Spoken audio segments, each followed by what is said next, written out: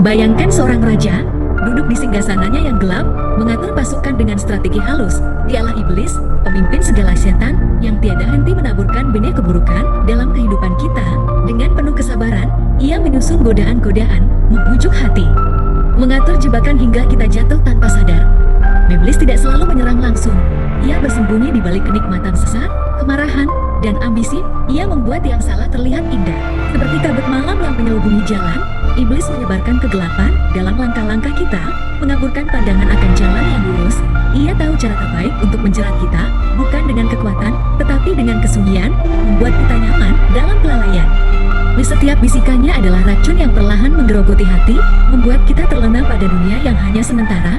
Berhati-hatilah, karena ia tidak pernah lelah menunggu saat kita lengah. Aku berlindung kepada Allah dari godaan setan yang terkutuk.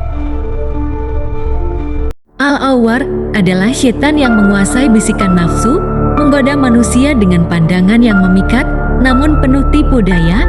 Ia bersembunyi di balik keindahan semu, membisikkan rayuan halus untuk melupakan batas-batas halal dan haram. Al-Awwar memoles dosa hingga terlihat menggoda, membuat maksiat terasa manis dan melupakan akhirat yang abadi. Waslan adalah setan yang menggoda manusia dengan rasa kantuk dan malas, terutama ketika akan beribadah atau melakukan hal-hal yang bermanfaat. Dia menyelinap ke hati, memberikan perasaan berat, membuat mata terasa berat, dan tubuh seolah tak bertenaga setiap kali kita berniat untuk salat, membaca Al-Quran, atau melakukan kebaikan. Aku berlindung kepada Allah dari godaan setan yang terkutuk. Salnabur adalah setan yang berbisik di tengah hiruk pikuk pasar, seperti angin sepoi yang tak terlihat namun membawa racun. Ia berkeliling di antara para pedagang, membisikkan tipu daya di telinga mereka yang lengah, layaknya bayangan yang bersembunyi di balik setiap transaksi. Salnabur menggoda dengan keuntungan sesaat, mengaburkan batas antara kejujuran dan kecurangan. Ketika hati mulai dipenuhi keserakahan, ketika harga dinaikkan dengan kebohongan, itulah saat Salnabur tertawa. Dia mengubah tempat mencari nafkah menjadi medan pertempuran. Bagi mereka yang terjebak dalam tipu muslihat dunia, kejujuran menjadi barang langka. Keserakahan menjadi komoditas utama yang dijual di pasar gelap hati manusia.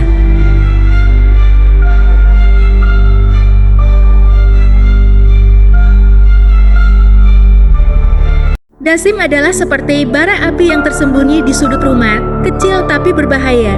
Ia tidak langsung membakar, tapi perlahan menyusup di antara celah-celah hati yang renggam.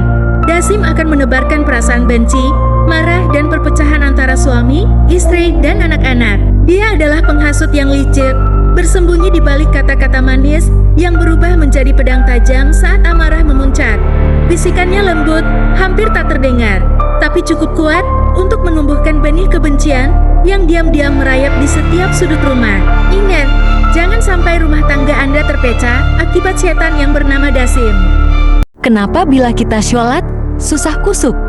Ini adalah perbuatan setan yang bernamakan Zab. Tugasnya menggoda manusia saat sedang beribadah, terutama dalam salat. Hanzab akan berusaha mengalihkan konsentrasi seseorang sehingga mereka tidak khusyuk. Hanzab akan mengganggu pikiran seseorang dengan membisikkan ribuan kekhawatiran yang membuat saat beribadah, khususnya sholat, yang hadir bukan Allah tetapi dunia, yang seharusnya dilupakan sejenak. Parahnya, terkadang sampai kita lupa rakaat sholat.